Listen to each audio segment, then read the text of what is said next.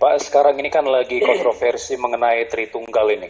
Jadi posisi Tritunggal mengatakan bahwa Allah itu ada dalam satu hakikat tiga pribadi. Lalu orang-orang saya tidak mengikuti Pak, tidak mengikuti dari awal, jadi saya belum tahu posisi Bapak. Nanti saya dengarkan dulu ya.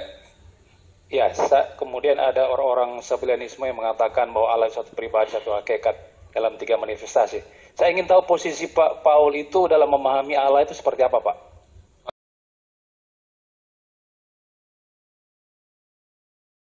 Allah itu tidak bisa dipahami oleh manusia. Kemarinnya 1 Korintus 2 ayat 11. Siapakah yang bisa mengerti, memahami Allah selain daripada roh Allah yang ada di dalam Allah sendiri? Maksudnya penjabaran Bapak tentang Allah itu bagaimana maksudnya? Ya itu. Tidak ada yang bisa menjabarkan tentang Allah selain Allah sendiri. Nggak bisa. Ya terus Bapak memahami Allah itu seperti apa maksudnya? Ya sudah, seperti yang Yesus bilang, Allah adalah roh, selesai. Oh, cuma begitu aja? Ya, simpel aja. Yesus bilang apa? Allah adalah roh. Ya udah, Allah adalah roh. Bukan Allah adalah zat ya, bukan. Kalau kentut juga zat soalnya. Berarti kan orang Islam menyembah kentut saya.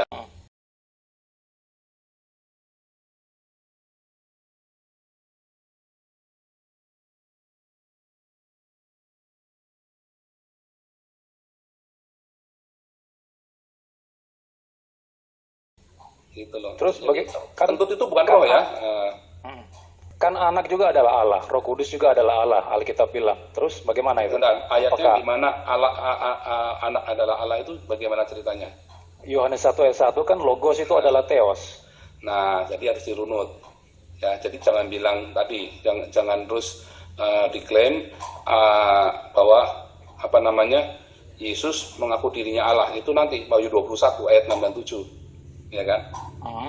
Nah, lalu 1, 2, 3-nya di mana di situ? Kalau anak adalah Allah, terus Bapa jelas Allah, karena jelas dalam Yohanes 5 ayat Yohanes 5 Yesus berkata memanggil Bapanya memanggil Allah adalah Bapanya, sehingga ia menyamakan dirinya dengan Allah, ya kan? Itu sudah jelas. Ya. Iya, menyamakan diri dengan Allah. Berarti kan orang-orang berkata bahwa kalau dia menyamakan diri dengan Allah, berarti Yesus kan adalah Allah. Kan memang Yesus adalah Elohim. Betul? Terus kan Roh Kudus juga adalah Allah. Iya, Allah adalah Roh Kudus juga adalah Allah. Iya, tapi kan Allah adalah roh.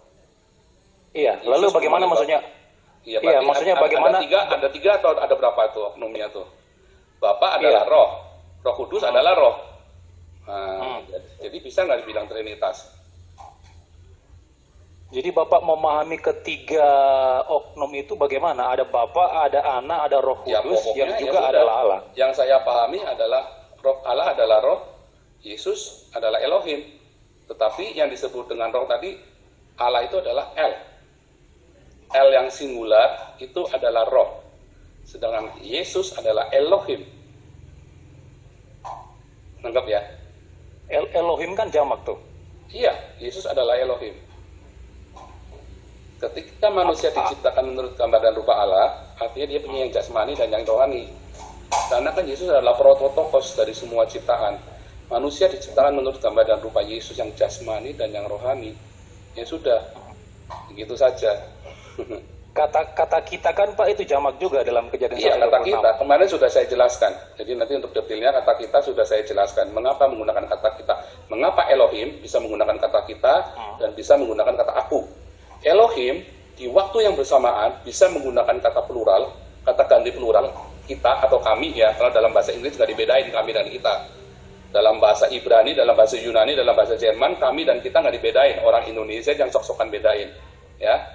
Kami dan kita. Pokoknya kemarin ada orang debat masalah itu soalnya ya. Jadi Elohim di saat yang sama bisa berkata kami atau kita, tapi bisa berkata aku, singular. Kemarin sudah saya jelaskan mengapa demikian, ya. Karena echad tadi. Echad itu artinya menjadi satu.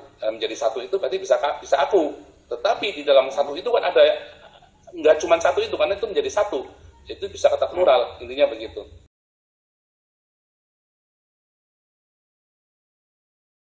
Kembali ke Paul Zeng. Jadi Muslim yang mau komentar yang goblok-goblok di sini silakan. Nanti saya tampilkan di screen lalu saya akan hajar kamu.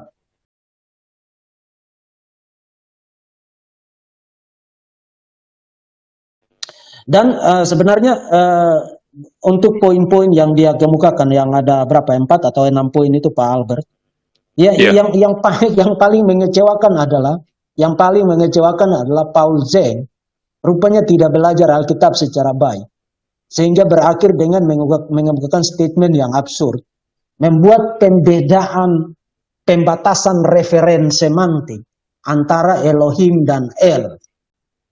Jadi bagi dia El itu Bapa dan Elohim itu Yesus. Yesus itu Elohim, El itu Bapa. Betul? Ya, betul. Nah, pertama, dengan membuat pembedaan itu Paul Zeng sebenarnya sudah membedakan Bapa dan Yesus. Karena untuk pembedaan itu menjadi masuk akal untuk diterima, dia harus presuppose, harus mengasumsikan bahwa Bapa dan Yesus itu tidak sama. Bapa adalah El dan Yesus adalah Elohim. Lihat nggak logiknya ya? Nah, kalau dia membedakan Bapa dan El, Bapa dan Yesus, lalu bagaimana ceritanya dia ada di perahu yang sama dengan pendeta Joshua Teu? Makanya saya bilang Paul Zeng ini, dia ada di pohon, dia terlihat seperti pohon. Dia ada di batu, dia terlihat seperti batu. Dia ada di perahu, dia terlihat seperti perahu. Karena you tidak bisa membuat pembedaan antara Bapa sebagai El dan Yesus sebagai Elohim. Terlepas dari itu benar atau salah, itu salah, tapi kita lihat dulu logiknya. You tidak bisa membuat pembedaan antara Bapa sebagai El dan Yesus sebagai Elohim, lalu ada di perahu yang sama dengan Joshua Teu. Karena Joshua Teu sebagai seorang Wanes Pentakostal, dia tidak membuat pembedaan itu. Karena bagi Wanes Pentakostal, Bapa adalah Yesus. Yesus adalah Bapa, Yesus adalah Roh Kudus. Karena Allah itu hanya satu pribadi yang memanifestasikan dirinya dalam 3 modus atau dalam 3 function yang berbeda di dalam Alkitab. Itulah sebabnya, itu saya bilang posisi Paul Zeng dibandingkan dengan posisi Joshua Teu, jauh lebih jelas posisi Joshua Teu dibandingkan dengan posisi Paul Zeng.